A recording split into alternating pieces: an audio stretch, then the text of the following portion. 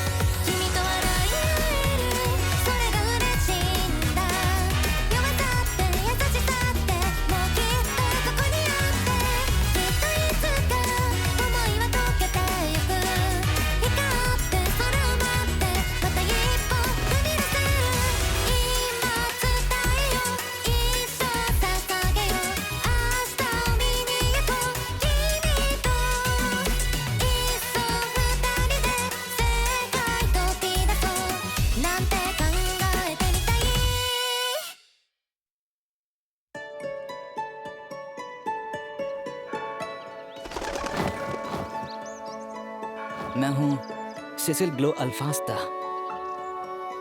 मैं kingdom of अल्फास्ता का सबसे बड़ा युवराज और इसका होने वाला राजा हूँ। आज पहली बार मेरी फियांसे बाटिया इबिल नॉचिस, जो एक मार्कस की बेटी है, आज पहली बार मुझसे मिली।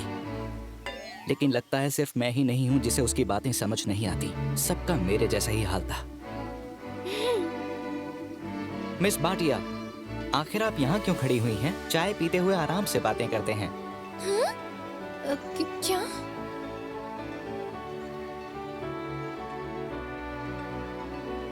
ये हैं ज़ेनो, ये मेरे खास पर्सनल बटलर हैं। इन्हें सम्मान दो। क्या हुआ? तुम्हें नहीं लगता कि तुम अपनी उम्र के हिसाब से कुछ ज्यादा ही गंभीर बातें करते हो? कहीं तुम्हारा पुनर्जन्म तो नहीं हुआ है? पुनर्जन्म? मुझे सिखाया गया था कि शाही परिवार के लोगों को ऐसे ही गंभीर रहना चाहिए। ये नेचुरल है। ये नेचुरल तो बिल्कुल नहीं लगता। अगर 10 साल का बच्चा ऐसे बात करेगा तो कौन बर्दाश्त करेगा? आप जो सोच रहे हैं वो मुझे समझ आ रहा है ज़ेनो। अच्छा, जो तुम अभी कह रही थी वो मुझे समझाओगी क्या? हाँ हाँ जरूर। मुझे युवराज को ठीक से समझाना होगा और इतना समझदार बनाना होगा कि वो मुझे ठुकरा दे। तुम्हें ये सुनकर झटका लगेगा, लेकिन मुझे अपनी पिछली जिंदगी की बातें याद हैं, जहाँ मैं पैदा हुई यानी जापान में। ऐसी कहानियाँ थी जिन्हें मैं चलती फिरती तस्वीरों की तरह देख सकती थी। वो ओटोमी गेम्स ऐसे थे जिन्हें खेलना मैं बहुत पसंद करती थी। तुम यहाँ? फिर जब मुझे अपनी पिछली बातें याद आई, तब मुझे एहसास हुआ कि उस ओटोमी गेम में इस दुनिया को दिखाया गया है। इसीलिए मुझे पूरा सिनेरियो यानी भविष्य पता है। युवराज को एक नोबल की बेटी मेडन ऑफ डेस्टिनी से प्यार हो जाएगा। मैं यानी वैम्प चलन के मारे डीमन बन जाऊंगी और उसे बहुत सताऊंगी। इससे युवराज को गुस्सा आएगा, तुम एंगेजमेंट तोड़ दोगे और मेरा घर खंडहर में बदल जाएगा। कुल मिलाकर बस इतना समझ लो कि मुझे हराने के बाद तुम दोनों की जिंदगी खुशियों से भर जाएगी। हालांकि मैं हार जाऊंगी, लेकिन ये उतना बुरा भी नहीं होगा। मैं बुराई का एक शानदार फूल बन जाऊंगी।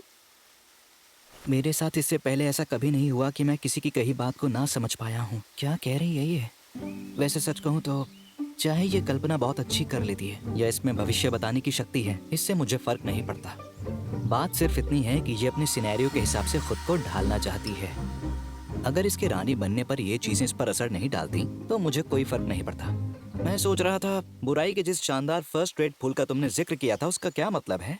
ताकतवर, नेकदिल और सुंदर। वो तबाही की तरफ जाती है तो भी वो उस पर बेझिझक चलती है। ऐसी लड़की के बारे में कहा था। ताकतवर, नेकदिल और बेहद सुंदर। ध्यान भटक गया। तुम गलत समझ बैठे। बाटिया हमेशा ऐसी मानी जाती थी जिसके पास कोई मौका नहीं था। तो सवाल उठता है कि उसका कैरेक्टर है ही क्यों? ऐसा लगता है कि वो बहुत ही दुखी इंसान है। क्या तुम्हें इससे कोई फर्क नहीं पड़ता? मेरी बात नहीं हो रही। जो कुछ मैंने बताया वो गेम वाली बाटिया के बारे में था। मैं तो वही हूँ जो मैं हूँ। पिछली जिंदगी में मैं अपने में ही खोई रहती थी, लेकिन तुमने मुझे हिम्मत दी थी। युवराज, मैं चाहती हूँ तुम्हें खुशियाँ ही खुशियाँ मिले, और इसीलिए मैं बुराई का एक ईमानदार और नेक फूल बनूंगी। बुराई का ईमानदार और नेक फूल? देख लेना, मैं खुद को साबित करूंगी और दोबारा आऊंगी। अपना ख्याल रखना। पता नहीं ये सब क्या था। युवराज, अब आप क्या करेंगे? सोचना होगा। जहाँ तक मेरी फियांसे बनने की बात है, उसमें राज परिवार के लोगों से बात करने की तहजीब नहीं है। उसकी बातें समझ पाना मुश्किल है, और इसी वजह से वो बहुत ही दिलचस्प है। मैं उसे कुछ समय तक ऑब्जर्व करूंगा। जरूरी हुआ तो उसे संभालूंगा। साथ ही उसे सही रास्ते पर लाने की पूरी कोशिश करूंगा। लगता है आपको मजा आ रहा है। क्या होने वाला है इसका अंदाजा ना होने का अलग ही मजा होता है। किसी काम को करने की कोशिश करूं तो आम तौर पर उसे पहली बार में कर लेता हूं। तो मेरे लिए ये दुनिया एक नीरस जगह है। शायद ही मुझे कभी जिंदगी में कुछ हासिल करने का एहसास हुआ। मुझे तो लगता है जैसे दुनिया अपने रंग खो चुकी है, और इसीलिए उम्मीद है तुम मेरी उम्मीदें नहीं तोड़ोगी।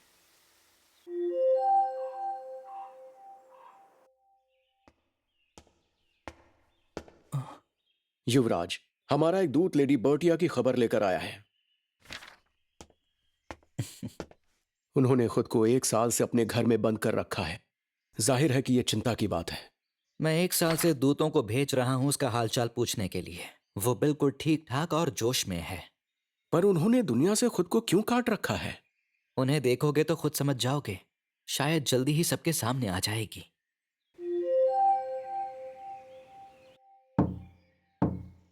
बहुत दिनों बाद मिलना हुआ युवराज। क्या हुआ, आप मुझे पहचान नहीं पा रहे हैं?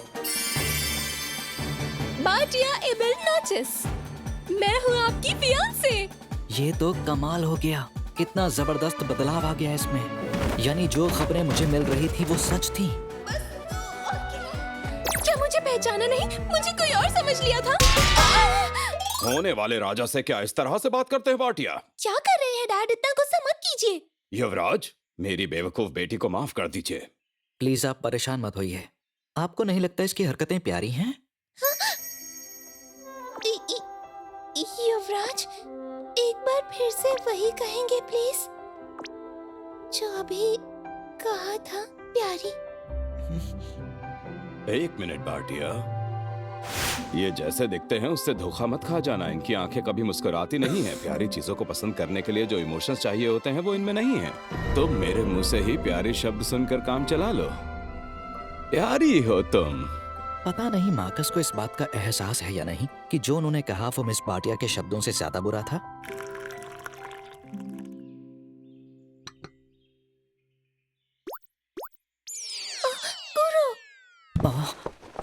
मैं जानता था ये जीती जागती जानवर है। मैं माफी चाहती हूँ। मैंने जब से इसे अपने पास रखा है ये मुझे छोड़ती ही नहीं, इसीलिए मैं अपने साथ इसे यहाँ पर ले आई। एक स्कार्फ बनाकर छिपाने में कामयाब नहीं हुई, लेकिन फिर भी ये मुझे लग रहा था ऐसा होगा। अगर मैं इस बारे में चुप रहूं तो आगे चलकर बहुत कुछ मजेदार देखने को मिलेगा। आओ ना, चाय ठंडी होने से पहले कुछ मीठा खा लो। शुक्रिया, मैं जरूर खाऊंगी। पर मेरी डाइटिंग। ये केक बहुत कम मीठा डालकर बनाया गया है। सच तो ये है कि मुझे मीठी चीजें ज्यादा पसंद नहीं है। तो क्या इस केक में कम मीठा है? प्लीज बेझिझक खाओ।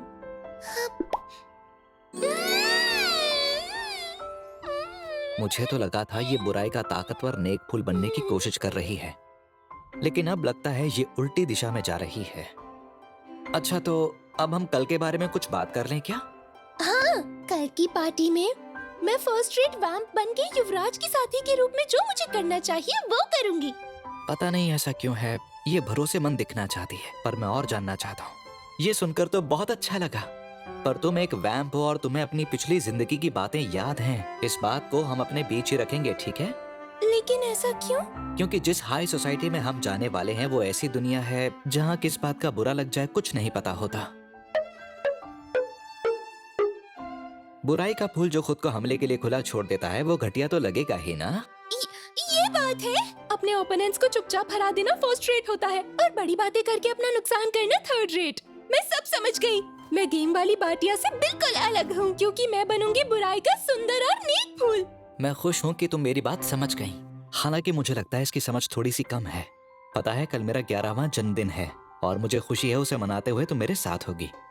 मुझे भी खुशी है कि मैं मनाऊंगी युवराज का 11। कल युवराज 11 साल के हो जाएंगे। बिल्कुल ठीक। तुम्हें पता नहीं था क्या? नहीं पता था। मैं बस, इसका मतलब मैं अपने अगले बर्थडे पर 10 साल की हो जाऊंगी। युवराज, मेरी माँ जल्दी ही मरने वाली है। क्या तुम्हारी माँ मरने वाली है? सिनेरियो के हिसाब से उनकी मौत एक महामारी से होगी। मेरे 10वें जन्मदिन से कुछ पहले ही मेरी माँ इस दुनिया से चली जाएंगी। एक महामारी से? ऐसा लगता है एक संक्रामक रोग फैलेगा। उसका इलाज ढूंढने में वक्त लगेगा और इससे भी बढ़कर दवा बनाने के लिए जरूरी अब लुओना लीफ ज्यादा नहीं मिल पाएगी। महामारी से बहुत सारे लोग अपनी जिंदगी खो देंगे। लुओना लीफ? मैं जानता हूँ ये एक मेडिकल प्लांट है जिसे उगाना मुश्किल होता है। मेरे पिताजी उस लीफ को ढूंढेंगे पर नहीं मिलेगी। आखिर में वो महाराज को कहेंगे कि वो उन्हें कुछ दे दे, लेकिन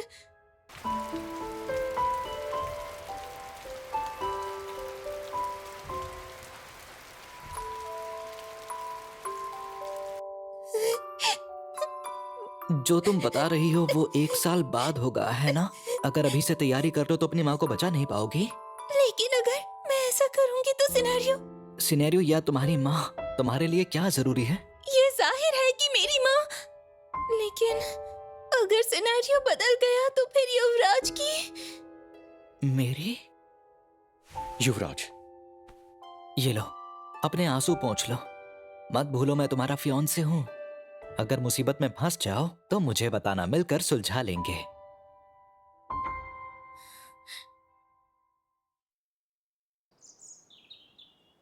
युवराज बहुत ही बुरे हैं। सच में, ओ सच में।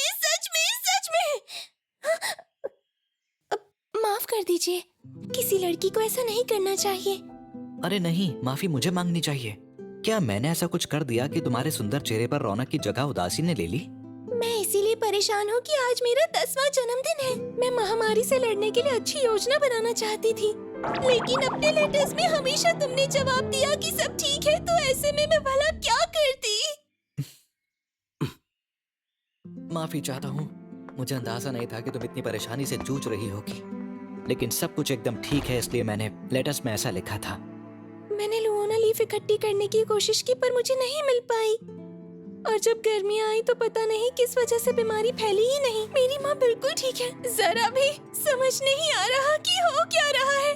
चिंता मत करो, महामारी वैसे नहीं फैली जैसा कि तुमने कहा था कि फैलेगी। वो तो अब तक पूरी तरह खत्म हो चुकी है। यानी महामारी फैली थी क्या? जैसा कि तुमने मुझे बताया था, मैंने उससे अंदाजा लगाया और उसके लिए दवा बना ली। जैसे ही महामारी फैलनी शुरू हुई, मरीजों को तुरंत इलाज मिल गया।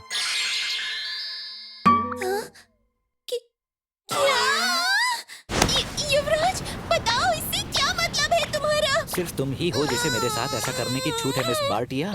मैं समझता हूँ, थोड़ा शांत हो जाओ। मैं भला शांत कैसे रह सकती हूँ? जल्दी से मुझे सारा मामला समझाइए। चलो आओ बाहर टहलने चलें। तो चलो बात उसके बाद से शुरू करते हैं जब तुमने अपनी माँ के बारे में बताया था।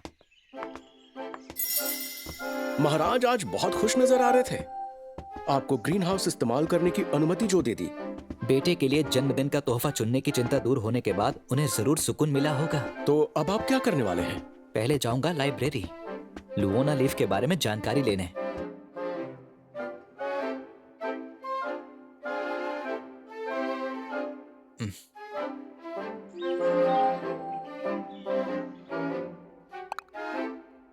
लुओना लीफ को उगाना सचमुच बहुत आसान था। लुआना लीफ का इतना बड़ा पेड़ क्या इसे युवराज ने उगाया? अब ये है तो क्यों ना दवा बनाने की कोशिश करूं? सही उसके लिए पहले मुझे महामारी का पता लगाना होगा। मैंने मिस बाटिया से बीमारी के लक्षणों के बारे में पूछा, मेरी माँ को होने वाली बीमारी? फिर दवा बनाने वाले और इलाज करने वाले लोगों से जानकारी ली। आखिरकार मुझे बीमारी का पता चल ही गया। इस बारे में मुझे जितना पता है आपको सब सिखा चुका हूँ मैं। लगता है महामारी इसी बीमारी का एक रूप है और इसलिए इसका इलाज होगा। मैं कामयाब हुआ। आपने तो ये बहुत आसानी से बना ली। पर पता नहीं इसका असर होगा या नहीं। इसे टेस्ट नहीं किया जा सकता जब तक ये बीमारी किसी को अपनी चपेट में ना ले ले। पर अगर हम सच में तैयार रहना चाहते हैं तो मुझे बड़ों से कुछ करने के लिए कहना होगा। मैं ऐसा दिखाऊंगा कि जैसे मुझे किसी खास बीमारी में दिलचस्पी हो गई है और उस पर शोध करने वाले किसी डॉक्टर को अपना टीचर बनाकर महल में बुलाऊंगा। पूरा मन लगाकर बीमारी के बारे में बातचीत करूंगा। मेरा मानना ये है कि फिर बीमारी के जो नए रूप आ सकते हैं उन पर और उनके इलाज पर चर्चा करूंगा। मेरा मानना यह है कि एक अलग बात करते हुए मैं उन्हें लुओना लीफ के असर के बारे में बताऊंगा जो मुझे बहुत पसंद है। बहुत बड़ा है, जोश के साथ बताऊंगा। फिर ऐसी बातें करूंगा कि बीमारी का नया रूप लुओना लीफ से जुड़ जाए। अगर ऐसा कर पाया तो उन्हें एहसास हो जाएगा कि अगर इसके ऐसे असर होते हैं तो ये मेरे कॉलीग की रिसर्च में बहुत काम आएंगी। मैं उसे इनके बारे में जरूर बताऊंगा। ये आपकी कॉलीग की नहीं बल्कि आपकी रिसर्च में काम के साबित होंगे। ये इतनी आसान सी बात क्यों नहीं समझ पा रहे हैं? वैसे युवराज, ये एक बड़ी चुनौती होगी। और तुम इस बात से इतना खुश क्यों हो? बोलो ज़ेनो। नहीं, ऐसा तो कुछ नहीं है। फिर भी ये बहुत समझदार डॉक्टर हैं, जल्दी ही ये समझ जाएंगे। मेरा मानना यह है कि क्या वाकई बीमारी को ठीक करने में लुओना लीफ का कुछ असर हो सकता है? मुझे तो ऐसा ही लगता है। बहुत देर लगा दी समझने में। ये सब ऐसे हुआ था। कुछ समय बाद बीमारी की पहली मरीज का पता चल गया और उन्हीं डॉक्टर ने उनका अच्छा इलाज किया। सच ये है कि जब पहली मरीज मिली थी तो मुझे बहुत हैरानी हुई थी, क्योंकि ऐसा नहीं था कि मिस बाटिया की कहानी पर मैंने पूरा विश्वास कर लिया था, लेकिन मैंने काफी कुछ सीखा था।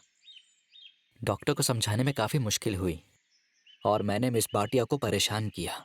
शायद ऐसा मेरी बुरी आदतों की वजह से हुआ हो। जब मैं कुछ सोचता हूँ तो आसानी से समझ आ जाता है, पर मैं अपनी बात सामने वाले को एक्सप्लेन नहीं करता। जरा मुझे एक बात बताओ प्लीज। सब बहुत अजीब लग रहा है। तुमने ऐसा क्यों किया युवराज?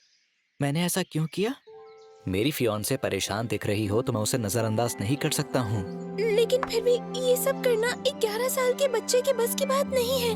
मैं यहाँ का होने वाला राजा हूँ। महल की लाइब्रेरी इस्तेमाल कर सकता हूँ और अपने पिता से पूछकर मदद के लिए एक्सपर्ट्स को बुलाना भी मेरे लिए काफी आसान काम है। सच में ऐसा है? नहीं, ऐसा नहीं है। एक काम युवराज के लिए ऐसा करना नामुमकिन होता। कमाल है ज़ेनो, तुम बहुत दूर हो फिर भी तुम्हारे दिल की आवाज सुन पा रहा हूँ। सब कुछ इतनी आसानी से होना क्या मुमकिन है? शायद एक एंड्रॉइड प्रिंस ही ये सब कर सकता है। Android Prince? क्या हुआ, कैसे हुआ, इसकी चिंता मत करो। अगर तुम्हारी माँ ठीक है और दूसरे लोगों को भी कम से कम नुकसान हुआ तो सब कुछ बढ़िया है। हाँ ठीक कहते हो। सब लोग महामारी की जानलेवा चंगुल से बच गए। ये सब अच्छा हुआ। हाँ, देख रहा हूँ कि तुमने इसके बारे में सोचना छोड़ दिया। याद आया, ऑफिशियल गिफ्ट के अलावा भी मेरे पास कुछ है जो मैं तुम्हें देना चाहता हूँ मिस बार्टिया। अब भी कोई सरप्राइज देना रह गया? ये मेरी अपनी तरफ से है, अपने हाथों से बनाया हुआ एक बर्थडे गिफ्ट। वाह, बहुत प्यारा है। सच ये है कि ये यूनिवर्सल एंटीडोट है। क्या यूनिवर्सल एंटीडोट? जब मैं दवा का इलाज खोज रहा था तब मुझे महल की लाइब्रेरी में एक बहुत काम की किताब मिली। ये क्या है? एक लॉक, वो भी यहाँ।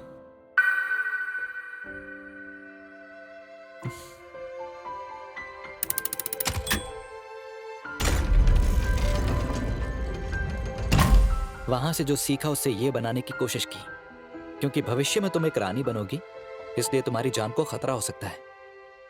तब ये सुरक्षा कवच बनेगा। हाँ, बहुत अच्छा लग रहा है ये।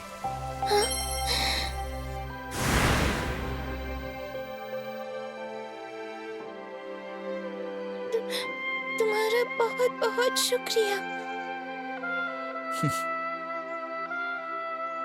युवराज सेसिल, मैं बाटिया इबिल नॉचेस इस नेकलेस की कसम खाती हूँ। तुमने जो मेरे लिए किया है, उसका कर्ज अदा करने के लिए मैं सिनेरियो को पूरी तरह बदल दूंगी और दिखा दूंगी मैं कितनी शानदार खलनायिका बन सकती हूँ। साथ ही अपने पिताजी को भी खलनायक बनाऊंगी। ऐसा मत करना, अगर वो चांसलर नहीं रहेंगे तो हमें बहुत ही परेशानी होगी। मैं युवराज और उनकी हीरोइन की हैप्पी एंडिंग करवाऊंगी। लगता है मेरी कही हुई ज्यादातर बातें ये सुन ही नहीं रही है। खैर कोई बात नहीं, इसका अपना ही मजा है। मैं अपनी जी जान लगा दूंगी। 鮮やかにたおやかに華やかに踊る横顔に惑わされてたの私。軽やかに軽やかに心盗む魔法をかけに飛び込んできたあなたへ。どうかどうかそばにいてと願うほどきしむこと。それでもそれでも見つめているの。火花が手をつなぐようにほの暗い目を晴らすようにあなたの頬が絡むように僕も同じような言葉が欲しい。鮮やかなたおやかな華やかなその全てを覚えていたい。手を取っていたい。寄り添っていたい。あなたが思い出すように僕も同じような言葉が欲しい。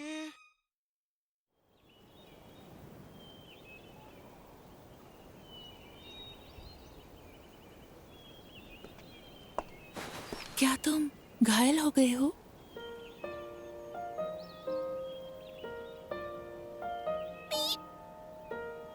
तुम चिंता मत करो, सब ठीक हो जाएगा।